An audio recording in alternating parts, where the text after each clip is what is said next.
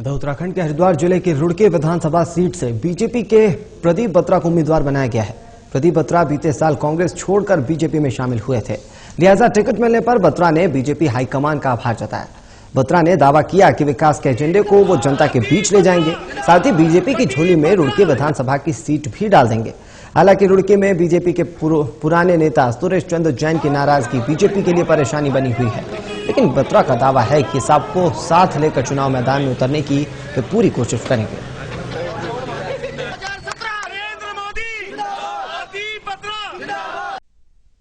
उत्तराखंड में विधानसभा चुनाव का बिगुल बज चुका है और भाजपा ने अपनी पहली प्रत्याशियों की लिस्ट जारी कर दी है। हमारे साथ मौजूद हैं भाजपा से प्रत्याशी प्रदीप बत्रा जी।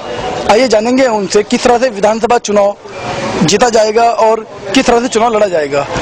प्रदीप बत्रा जी, जिस तरह से भाजपा ने आप पर उम्मीद जताई है और आपको भाजपा से रुड़की का प्रत्याशी बनाया गया है, क्या मानते हैं किस तरह की चुनौतियां हैं विधानसभा चुनाव को आप जो है इस सीट को भाजपा के खाते में दर्ज कराएंगे? सर्वप्रथम तो मैं केंद्रीय और प्रदेश नेतृत्व का धन्यवाद करना चाहूँगा, जिन्होंने मुझे ये जिम्मेदारी दी और मुझे रुड़की से प्रत्याशी बनाया। और मैं समझता हूँ कि भारतीय जनता पार्टी के सभी पदाधिकारीगण, सभी कार्यकर्तागण मिलकर रुड़की में कमल का फूल खिलाएंगे और भारी मतों से हम लोग यहाँ पर विजयी होंगे।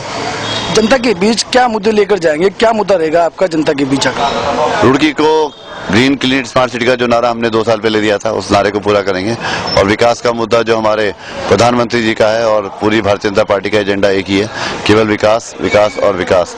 जिस तरह से रुड़की सीट पर जो है सुरेश चंद्र जैन भी टिकट मांग रहे थे, बगावत के शुरू उन्होंने शुरू कर दिए हैं, क्या मानते हैं कितनी बड़ी चुनौती है एक पायदान पर सबको लाना?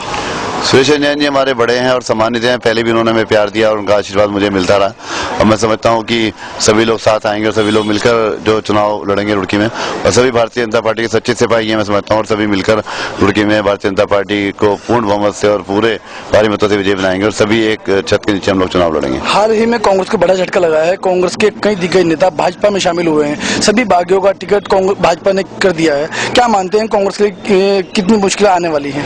कांग्रेस अभी करने को भुगत रही है। कांग्रेस ने पिछले 4 साल में जहां हमारे प्रदेश को धकेला है, उसके लिए सब जनता जानती है कि केवल अपनी कुर्सी बचाने के लिए मुख्यमंत्री जी ने काम किया और जो है जनता की उपेक्षा करी, जनता का सहयोग नहीं करा, विकास के मुद्दों पर ध्यान नहीं दिया, केंद्र की जितनी योजनाएं थी वो यहाँ पर लागू नहीं करी गई और जनता को त्राही करती रही और मुख्यमंत्री जी अपनी कुर्सी बचाने में रहे। तो जनता इसका जवाब देगी आने वाले समय में और उत्तराखंड में जो है भारतीय जनता पार्टी की पूर्ण बहुमत के साथ सरकार बनने जा रही है और लोग चाहते हैं कि मोदी जी के नेतृत्व में उत्तराखंड में काम हो और यहाँ पर जो है भारतीय जनता पार्टी सरकार बने।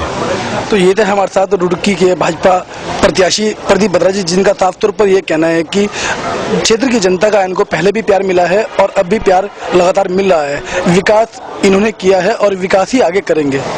मेरे सहयोगी अनिल सैनी के साथ मैं परवेज आलम, टीवी 100 रुड़की।